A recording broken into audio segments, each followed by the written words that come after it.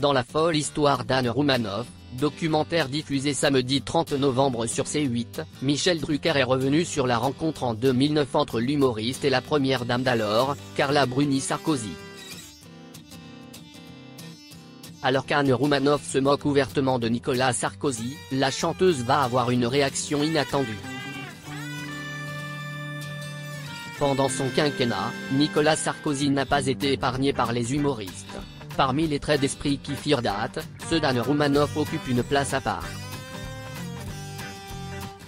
Dans la folle histoire d'Anne Roumanoff, documentaire diffusé samedi 30 novembre sur C8, des proches de la comédienne ont révélé une anecdote pour le moins insolite sur les années Sarkozy d'Anne Roumanoff.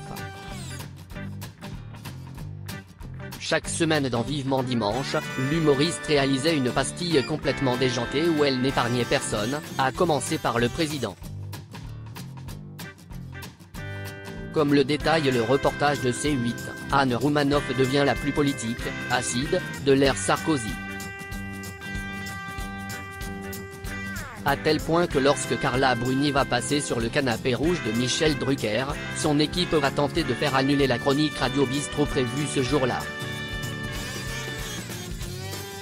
On imagine aisément les craintes de l'entourage de la première dame. Pourtant, contre toute attente, non seulement le courant passe à merveille entre les deux femmes, mais surtout Carla Bruni va avoir une réaction surprenante.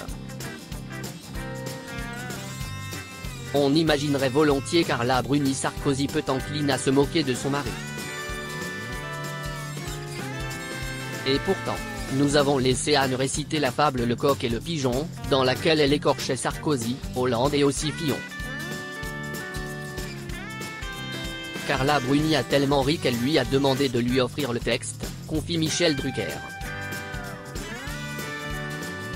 Un texte hilarant dans lequel Nicolas Sarkozy endosse le rôle du coq, François Hollande celui du pigeon et Ségolène Royal le rôle peu enviable de la pintade.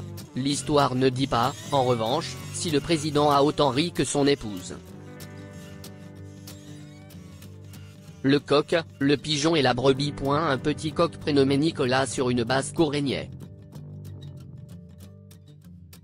Mais il était contesté. Beaucoup d'animaux voraces. Rêvaient pourtant de prendre sa place. À gauche, la vache Martine et la pintade Ségolène. Crurent un temps pouvoir devenir reine. Mais ce fut le pigeon François qui leur fit la nique. Aidé, malgré lui, par le cochon Dominique. Qui manqua d'aller à l'abattoir. Pour avoir culbuté une grande poule noire.